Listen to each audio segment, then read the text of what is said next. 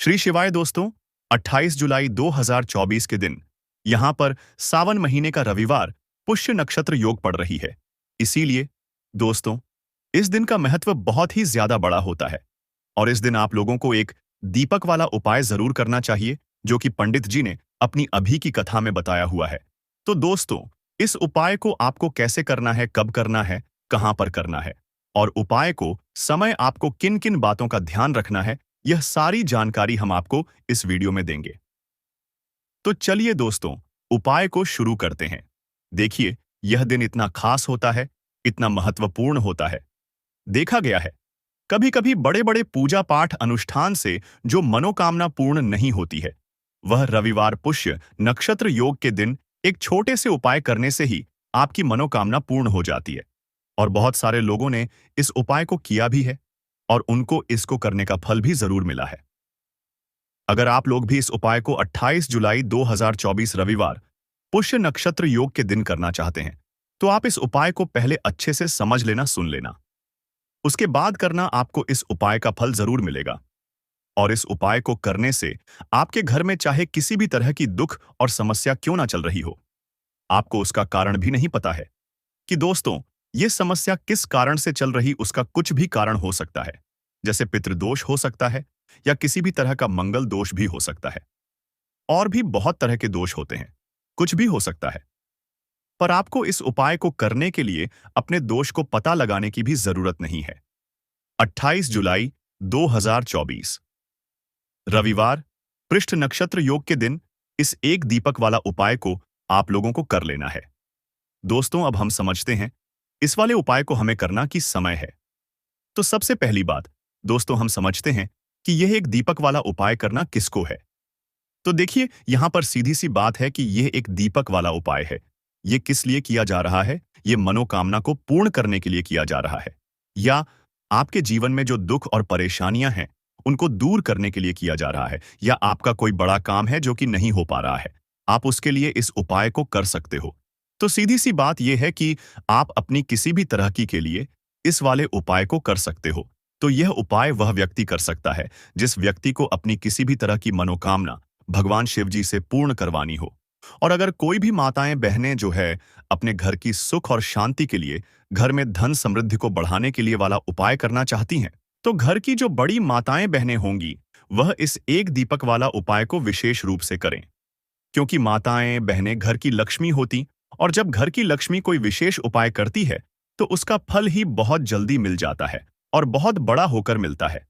अन्यथा इस उपाय को कोई भी व्यक्ति कर सकता है, चाहे वह बड़ा हो, चाहे वह छोटा हो, चाहे वह बच्चा हो।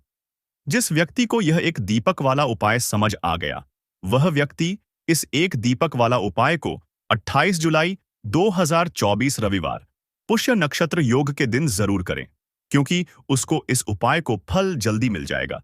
क्योंकि रविवार पुष्य नक्षत्र के दिन भगवान शिव जी बहुत आसानी से प्रसन्न हो जाते हैं। तो आइए, अब हम समझते हैं कि इस एक दीपक वाला उपाय को आपको करना कैसे है और इस उपाय को करने का जो समय है वह क्या है। तो देखिए, इस 28 जुलाई 2024 रविवार पुष्य नक्षत्र के दिन किए जाने वाले यह एक दीपक वाला उपाय जो उपाय है, यह मुख्य रूप से सुबह के समय होगा। किस समय होगा? सुबह के समय होगा। आपको कोशिश यही है कि सुबह के समय हम इस एक दीपक वाला उपाय को कर लें। पर किसी कारणवश अगर आप सुबह इस उपाय को ना कर पाओ, आपको कहीं काम से जाना हो या किसी और काम की वजह से आप उपाय को ना कर पाओ, तो आपके पास फिर दूसरा मौका रहेगा, जो कि शाम के समय का रहेगा, प्रदोष काल का रहेगा। अब दोस्तों, प्रदोष काल का समय भी एक बहुत ही लोगों के मन में प्रश्न बन जाता है कि दोस्तों, यह समय होता कब है, कितने बजे से लेकर कितने बजे यह समय होता है, ताकि हमें उपाय के लिए जो है समय पता लग जाए तो हम आपको बता दें। प्रदोष काल का जो एक समय होता है, शाम का समय, वो होता है शाम के 6 बजे से लेकर शाम के 7 बजे के बीच का। इस समय के बीच में आप उपाय को करेंगे तो आपको उस उपाय का जरूर फल मिलेगा। तो शाम के 6 बजे से लेकर शाम के 7 बजे के बीच में आप लोग इस एक दीपक वाला उपाय को कर सकते हो। तो भैया, बहुत सारे लोग यहां पर यह प्रश्न भी जरूर करेंगे कि दोस्तों, हम तो नौकरी पर जाते हैं, हम अपनी ड्यूटी पर जाते हैं और हमें देर हो जाती है, तो उस जगह पर हमें क्या करना चाहिए? तो देखिए, उन लोगों को भी टेंशन लेने की जरूरत नहीं है। अगर आप लोग इस उपाय को शाम के समय प्रदोष काल में कर रहे हैं और अगर आप आने में देरी भी हो जाती है, आपको आने में 7 बजे तक आप नहीं पहुंच पाते हो, तो दोस्तों, आप 7 या रात 8 बजे तक भी अगर उपाय को करोगे तो भी चल जाएगा। और अगर इससे भी थोड़ा देर हो जाती, तो भी आप उपाय को कर सकते हो, क्योंकि 28 जुलाई 2024 पुष्य नक्षत्र योग का दिन है। ये दिन बहुत ही कम आता है पूरे साल भर में। इसलिए जब आपको मौका मिल जाए, जब आप इस उपाय को जरूर कर लेना। कोई भी उपाय हो, आप कभी भी कर सकते हो। रविवार पुष्य नक्षत्र के दिन बस कोशिश करना कि समय के थोड़ा मतलब अंतर्गत ही कर लो। पर किसी कारणवश अगर ना कर पाओ, तो फिर आप थोड़ा देरी से भी कर सकते हो। आपको उपाय का फल जरूर मिलेगा। तो देखिए, सबसे पहले आपको बता दें कि जितने भी नक्षत्र होते हैं, देखिए 27 नक्षत्रों में से पुष्य नक्षत्र को बेहद बहुत ही ज्यादा लाभकारी, बहुत ही शुभ समझा जाता है। और साथ ही साथ जो पुष्य नक्षत्र होता है, यह जितने भी नक्षत्र हमारे होते हैं उनमें राजा होता है। दूसरी चीज कि अगर यही पुष्य नक्षत्र रविवार के दिन पड़ जाता है, तो इस दिन माता लक्ष्मी की विशेष कृपा भक्तों पर बनती है। और दूसरी चीज, माता लक्ष्मी जो है इस दिन बहुत ही प्रसन्न मुद्रा में होती है और अपने भक्तों की मनोकामना पूरा करती है। तो रविवार के दिन यह पुष्य नक्षत्र योग आया है। गुप्त नवरात्र भी चल रहे हैं और विशेषकर रविवार के दिन पुष्य नक्षत्र अगर आ जाए तो यह सोने पे सुहागा होता है। और बिल्कुल से आपको इस दिन यह उपाय जरूर करना है। एक दीपक वाला उपाय जरूर करना। जितनी भी गरीबी और निर्धनता है, उसे आप दूर कर पाएंगे और रातों रात आप अपने जीवन में धन को प्राप्त कर लेंगे। तो चलिए बात कर लेते हैं नक्षत्र जो होता है। इस दिन आप कोई भी काम अगर शुभ करना चाहते हैं, जैसे कि खरीदारी में आप सोना, चांदी, गहना खरीदना चाहते हैं, वो खरीदें, बहुत ही शुभ दिन है।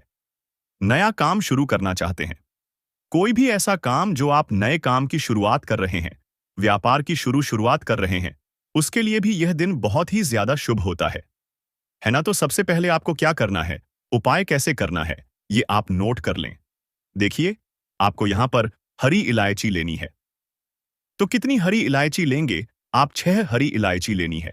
अब 6 जो अंक होता है, यह माता लक्ष्मी को बहुत ही प्रिय होता है। तो 6 हरी इलायची बिल्कुल भी खंडित नहीं होनी चाहिए, टूटी नहीं होनी चाहिए। साथ ही साथ आपको क्या करना है कि यहाँ पर 6 लौंग लेनी है।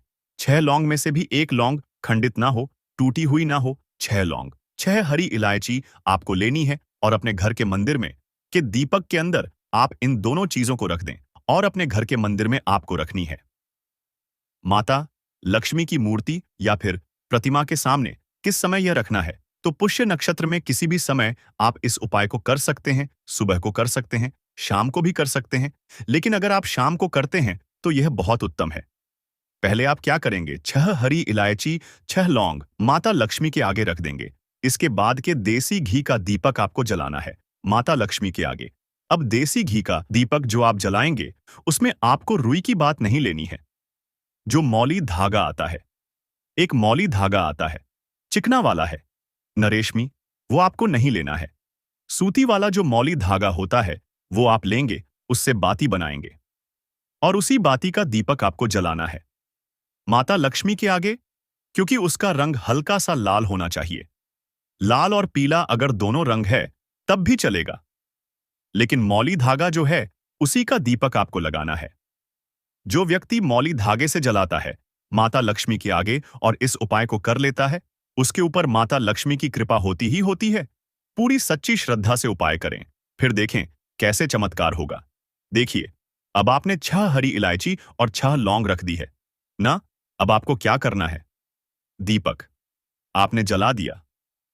पुष्य नक्षत्र वाले दिन आपको थोड़ी देर बाद, अगले दिन नहीं, उसी दिन थोड़ी देर बाद आपको क्या करना है, वो हरी इलायची और लौंग को उठा लेना है।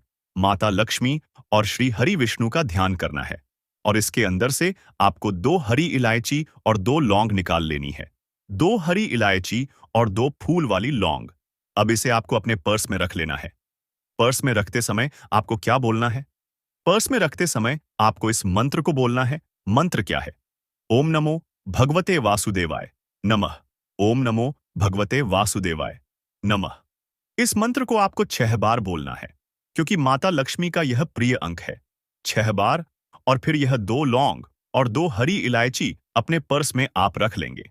आप चाहे तो सीधे सीधे भी इसे पर्स में रख सकते हैं, वरना कोई छोटा सा कपड़ा ले लें, पीले रंग का या लाल रंग का, उसके अंदर रखें और छोटी सी पोटली बना लें और फिर अपने पर्स में रख लें। देखिए, जैसे ही आप अपने पर्स में यह हरी इलायची और लौंग रखते हैं ना, क्योंकि हरी इलायची माँ लक्ष्मी से जुड़ी हुई है, माँ लक्ष्मी को बहुत प्रिय है, उनको बहुत पसंद है। दूसरी चीज की हरी इलायची आपके शुक्र को मजबूत कर देती है, आपके पास पैसे को लेकर आती है, धन को बढ़ाने का काम करती है। तो जैसे ही आप अपने पर्स में हरी इलायची रखेंगे, धन ऐसे आएगा आपके जीवन में कि आप संभाल नहीं पाएंगे।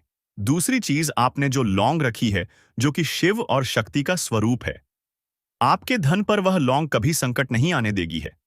न कभी आपकी तिजोरी, आपका जो पर्स है, वह धन से खाली नहीं। तो लौंग और हरी इलायची आप पुष्य नक्षत्र में किसी भी समय इस उपाय को करें और अपने पर्स में रखें। अब जो बाकी हरी इलायची बची हुई है और जो लौंग आपके पास बची है, उनको आप एक छोटे से लाल कपड़े में बांधे और इसकी छोटी सी पोटली बनाएं और अपनी अलमारी में आपको उस जगह पर रखना है, अपनी तिजोरी में जहां आप धन रखते हैं। आप चाहे अलमारी में रखते हैं, संदूक में रखते हैं, किसी बक्से के अंदर रखते हैं, जहां भी आप अपना धन रखते ना, रुपया, पैसा, सोना, चांदी, गहने, बस वहां पर आपको इसे रखना है। जो व्यक्ति पुष्य नक्षत्र में इस उपाय को करके अपने घर में यह छोटी सी पोटली बना के रख लेता है, अपने पर्स में हरी इलायची और लौंग रख लेता है, ऐसा समझिए उसके पास पैसा कहीं एक जगह से नहीं आता, हर जगह से, हर तरफ से, हर दिशा से। जहां से उसे उम्मीद भी नहीं होती है, ना वहां से भी पैसा आता है। तो पुष्य नक्षत्र कोई साधारण योग नहीं।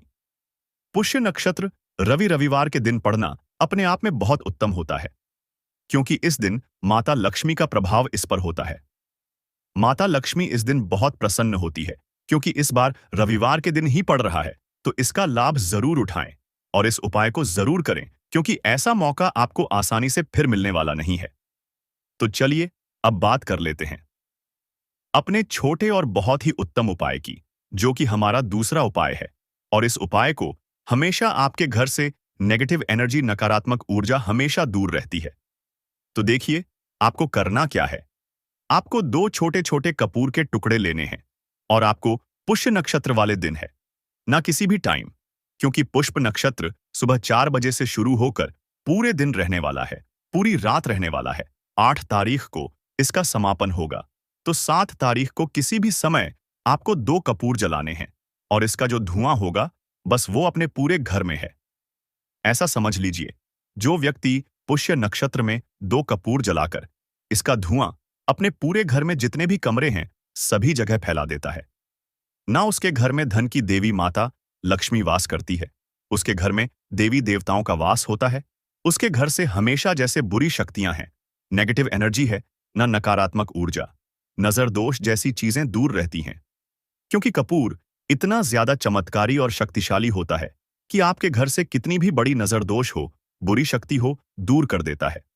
दूसरी चीज, आपके घर के आसपास भी ये चीजें नहीं भटकती हैं। और जब ये चीजें आपके घर में नहीं होंगी, ना तो आपके उपाय भी सफल होंगे, आपके घर में पैसा भी आएगा, आप धन को लेकर परेशान नहीं रहेंगे, अपने जीवन में हमेशा सुखी रहेंगे। तो अपने घर में आप पुष्य नक्षत्र वाले दिन 2 कपूर जरूर जलाएं और इसका धुआं अपने पूरे घर में जरूर फैलाएं। अब देखिए, गुप्त नवरात्रि के भी बहुत ही प्यारे और पावन से दिन चल रहे हैं। तो आपको एक छोटा सा उपाय और करना है, जिससे कि आपके पर कभी कोई संकट नहीं आएगा, कभी बीमारियां प्रवेश नहीं करेंगी, क्योंकि माँ दुर्गा आपके घर पर कभी कोई संकट, कोई दुख कष्ट आने ही नहीं देंगी। अच्छा, गुप्त नवरात्रि का दिन, ऊपर से पुष्य नक्षत्र, तो इस दिन यह उपाय कर लेते हैं तो यह सोने पे सुहागा हो जाता है। संकटों से हमेशा आप और आपके परिवार के जितने भी सदस्य हैं ना, वो सुरक्षित रहते। कहते हैं, आपका धन सुरक्षित रहता है, आपका स्वास्थ्य रहता है। करना क्या है, आपको यहां पर 2 फूल वाली लौंग लेनी है, 1 कपूर का टुकड़ा लेना है और मां दुर्गा के सामने इसे आपको जलाना है। तो यह उपाय आपको अपने घर के मंदिर में ही करना है और यह उपाय शाम के समय का है, शाम के टाइम पर करेंगे। कभी भी धन की देवी माता लक्ष्मी की कृपा आपके घर पर कम नहीं होगी। मां दुर्गा के आशीर्वाद से कभी आपके घर पर कोई संकट नहीं आएगा। तो यह उपाय आप जरूर करें और साथ ही साथ जो उपाय हमने बताए हैं पुष्य नक्षत्र में जरूर करें। क्योंकि ऐसा मौका फिर आपको दोबारा नहीं मिलेगा। परंतु उससे पहले एक निवेदन है कि अगर आप चैनल पर नए हैं तो कृपया चैनल को सब्सक्राइब जरूर कर लें और कमेंट बॉक्स में जय मां लक्ष्मी जरूर लिखें। माता लक्ष्मी दोस्तों, हम लोग अक्सर खाना थोड़ा ज्यादा ही बनाते हैं और फिर कुछ खाना बच भी जाता है। सब्जी या ग्रेवी अक्सर खत्म हो जाती है और केवल रोटी बच जाती है। अगले दिन बासी रोटियों को घर के सदस्य या बच्चे खाने कतराते हैं। अगर आपके में भी ऐसा होता है तो ये जानकारी आपको हिलाकर रख देगी। अगर आप भी ऐसी रोटी खाते हैं तो आपको मालामाल होने से कोई भी नहीं रोक सकता। इसी के साथ ही इस वीडियो में हम जानेंगे कुछ ऐसी गलतियों के बारे में जो अगर आपके घर में भी महिलाएं करती हैं तो आज ही बंद कर दें, वरना पूरा घर हो जाएगा नष्ट। तो पूरी जानकारी के लिए इस वीडियो को अंत तक जरूर देखिएगा दोस्तों। रसोई घर में ये गलती कभी भी नहीं करनी चाहिए। यकीन शास्त्रों द्वारा रसोई में इन गलतियों को करने वाला व्यक्ति हर हाल में वह निर्धन हो जाता है। उसे गरीबी का सामना करना पड़ता है, पूरे परिवार को इसका खामियाजा भुगतना पड़ता है। शास्त्रों में स्पष्ट बताया गया है कि जिस घर में मां अन्नपूर्ण जी का वास हो जाए तो मां के साथ साथ सभी देवी देवता एक साथ निवास करते हैं। ऐसा करने वालों के घर में अनाज का भंडार धन दौलत से भरा रहता है। जिस भी व्यक्ति के घर में ये गलतियां अगर होती तो इसे आप मामूली ना समझे और ना ही नजरअंदाज करने की गलती करें। आपका पूरा घर निधन हो सकता है। दोस्तों, व्यक्ति अगर जीवन में सफलता करना चाहता है तो उसके लिए सबसे ज्यादा जरूरी है उसके स्वास्थ्य का सही होना, और उसका शरीर अगर स्वस्थ होता है तो व्यक्ति सदैव ही अपने लक्ष्य को हासिल कर सकता है। ऐसे में शास्त्रों के अनुसार अगर आपका रसोई घर अच्छा है, उसमें ये गलती नहीं होती है, तो मां अन्नपूर्णा आपसे प्रसन्न हो जाती है, आपको मालामाल कर देती है। तो चलिए जानते हैं कौन सी है वो गलतियां हैं। परंतु उससे पहले दोस्तों, आपसे रिक्वेस्ट है कि वीडियो को लाइक करें, अपने दोस्तों के साथ शेयर करें, और अगर आपने अभी तक चैनल को सब्सक्राइब नहीं किया तो सब्सक्राइब करके बेल आइकॉन जरूर प्रेस करें। दोस्तों, नंबर 1, महिलाएं ऐसी होती हैं जो खाना बनाने से पहले स्नान नहीं करती, हाथ पांव नहीं धोती। रसोई घर में खाना बनाते समय इधर उधर जैसे बाल में या मुंह पर हाथ लगाती है और फिर बगैर हाथ धोए बिना हाथों को साफ किया खाना बनाती है, तो ऐसे में खाना दूषित हो जाता है। इस तरह का खाना खाने पर घर परिवार में बीमारी आती है। माता अन्नपूर्णा जी नाराज हो जाती हैं। ऐसे घरों में दरिद्रता का वास हो जाता है। ऐसे घर में रहने वाले व्यक्ति कामयाबी हासिल नहीं कर पाते और राहु केतु का भी बुरा प्रभाव पड़ता है। इसीलिए गलती कभी भी नहीं करनी ही चाहिए। सदैव स्वच्छ हाथों से ही खाना बनाना चाहिए। ऐसा करना माता अन्नपूर्णा को अति प्रसन्न करती है। दोस्तों, नंबर 2, शास्त्र में बताया गया है जहां पर महिलाएं भोजन बनाती हैं वह स्थान स्वच्छ ना हो तो राहु केतु का बुरा प्रभाव पड़ता ही है। साथ ही क्षण भी रुष्ट हो जाते हैं। ऐसे घरों में कमाने वाले व्यक्ति पर बुरा असर होता है। पूरा हर धीरे धीरे निर्धनता का शिकार होता चला जाता है। इसीलिए घर सदैव साफ सुथरा रखना चाहिए और गंगा जल से छिड़काव जरूर करना चाहिए। ऐसा करने से माता अन्नपूर्णा आकर्षित होती है और आपको आपके हर कार्य में कामयाबी मिलेगी। साथ ही उसके परिवार के हर सदस्य को उनके काम में कामयाबी मिलती है। नंबर 3, दोस्तों, अपने घर में धारदार चीज नहीं रखनी चाहिए। इससे परिवार में तनाव बढ़ता है और झगड़े आदि होने लगते हैं। ऐसे में रसोई घर में 1 या 2 से ज्यादा चाकू छुरी नहीं रखने चाहिए, ऐसे जिसका आप उपाय नहीं करते हैं, परंतु आपने अब तक रसोई घर में उसे रखा हुआ है, तो ऐसे ही बेकार परिधारदार वस्तुओं को तुरंत ही बाहर कर देना, क्योंकि ऐसी चीजें घर में रखने से नकारात्मकता आकर्षित होती है। इससे काफी बुरा प्रभाव पड़ता है। नंबर 4, रसोई घर के सामने जूते, चप्पल, झाड़ू, पोछा कभी भी नहीं रखना चाहिए। इससे माता अन्नपूर्णा नाराज होती है और पूरे घर को गरीबी का सामना करना पड़ता है। इसे पाप भी समझा जाता है। इसीलिए आपको कभी भी चप्पल, जूते या झाड़ू, पोछा घर के सामने नहीं रखनी चाहिए, क्योंकि इससे घोर अनर्थ हो सकता है और माता नाराज हो सकती है। नंबर 5, रसोई घर में खाना बनाते समय में महिलाओं को भोजन झूठा नहीं करना चाहिए। ऐसा करने मां अन्नपूर्णा जी का पूर्ण अपमान होता है। इससे घर में दरिद्रता का वास हो जाता है और माता लक्ष्मी भी घर से रूठकर चली जाती है। बहुत सी महिलाएं खाना बनाते समय खाने में नमक या मसाले चेक करने के लिए भी खाने लगती है। ऐसा नहीं करना, शुभता का ख्याल रखें और खाना बनाते समय पूरे खाने को कभी भी झूठा न करें, क्योंकि ऐसे में उनका अपमान समझा जाता है, घर की सुख शांति भंग हो जाती है।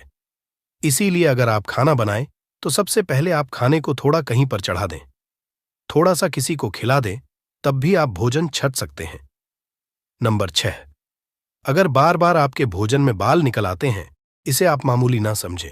ऐसा समझा जाता है कि खाने में बार बार बाल आना राहु केतु का बुरा प्रभाव होता है।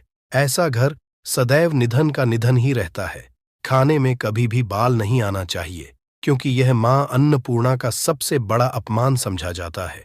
ये घोर अनर्थ समझा जाता है। ऐसे में शुद्धता भी भंग हो जाती है और परिवार को भयंकर बीमारियों का सामना करना पड़ सकता है। ये भूल कर भी ना करें और खाना बनाते समय सदैव औरतों को अपने बाल बांधकर ही खाना बनाना चाहिए। दोस्त, वास्तुशास्त्र के अनुसार कुछ वस्तुएं ऐसी हैं जो रसोई घर में बिल्कुल भी नहीं रखनी चाहिए। इन्हें रखने से परेशानियों में वृद्धि भी होने लगती है।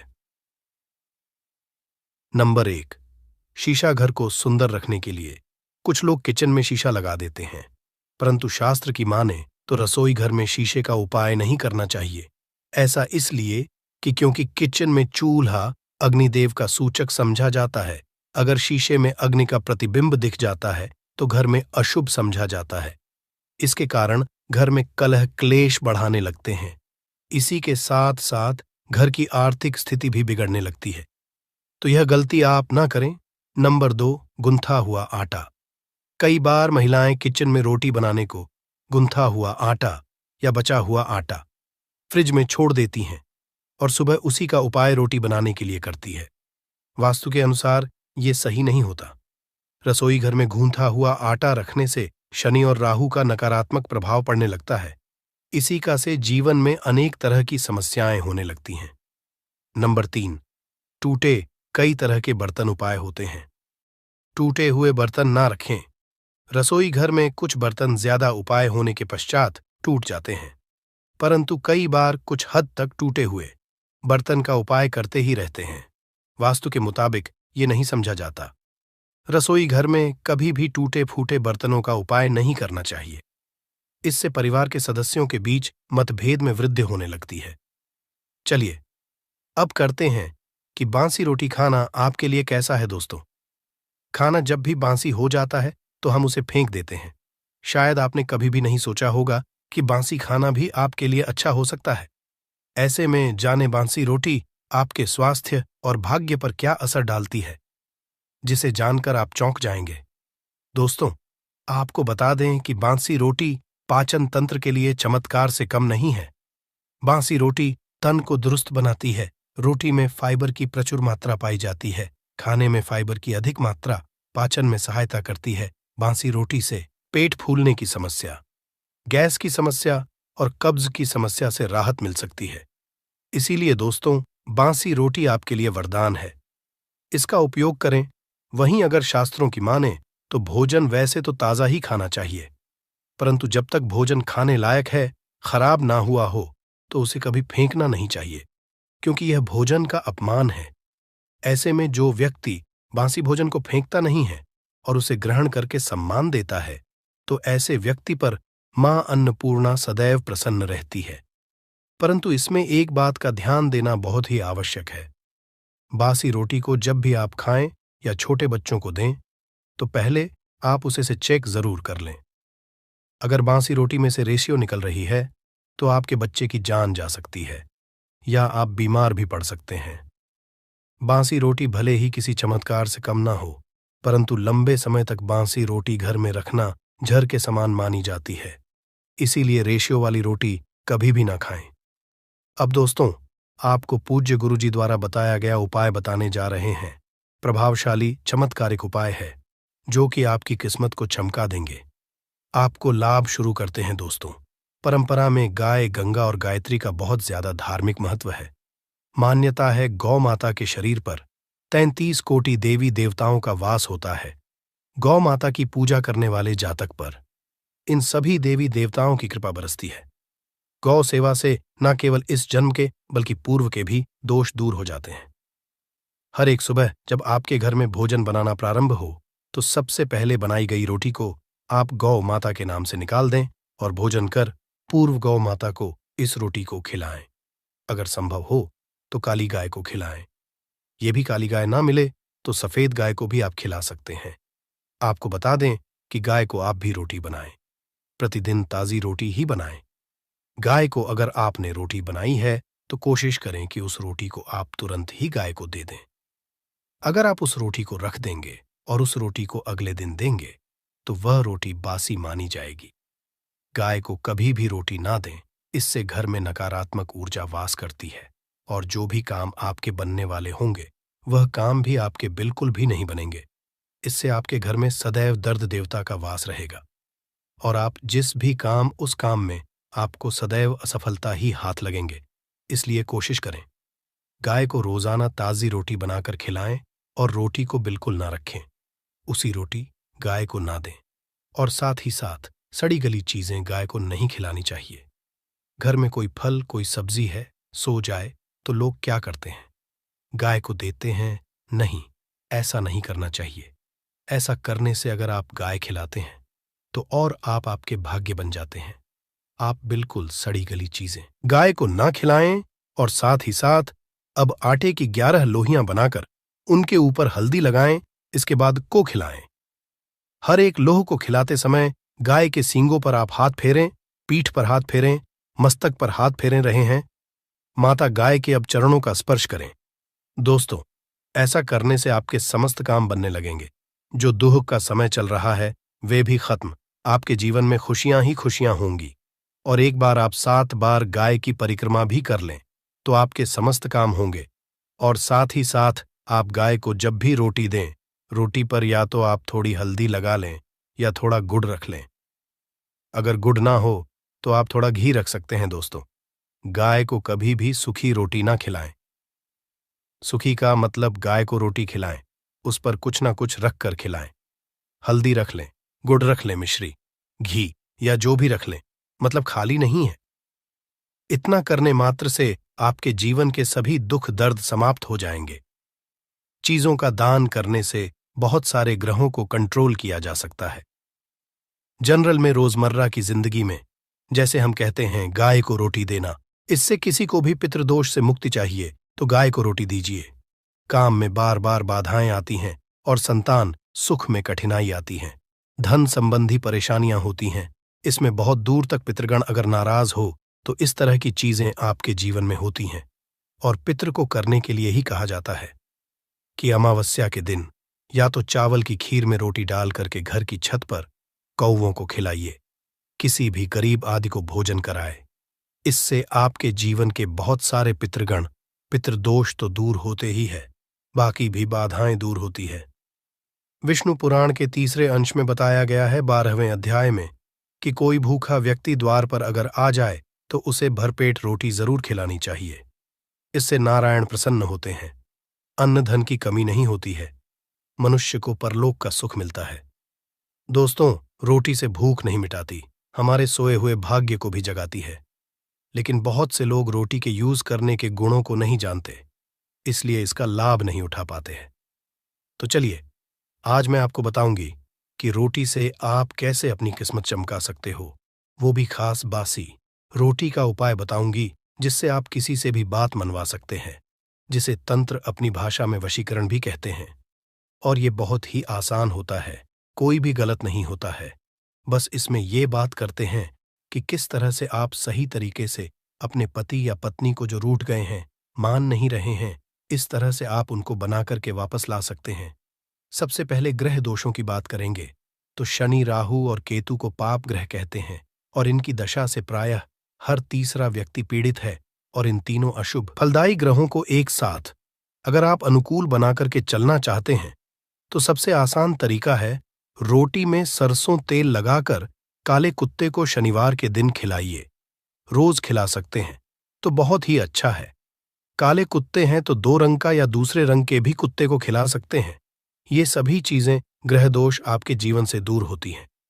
नजर दोष हो, किसी ने कुछ किया, धरा हो, किसी ने बांध दिया हो, भूत प्रेत आदि का साया पड़ा हो, जो भी मानते हैं ये अननेचुरल चीजों में, वो सभी को केतु ग्रह से संबंधित समझा जाता है। और कुत्ते को भी क्या मानते हैं, हम केतु ग्रह से संबंधित होता है। इस कारण अगर आप कुत्ता को रोटी खिलाते हैं तो आपके ये सभी तरह के ग्रह दोष दूर करने में सहायक समझा गया है।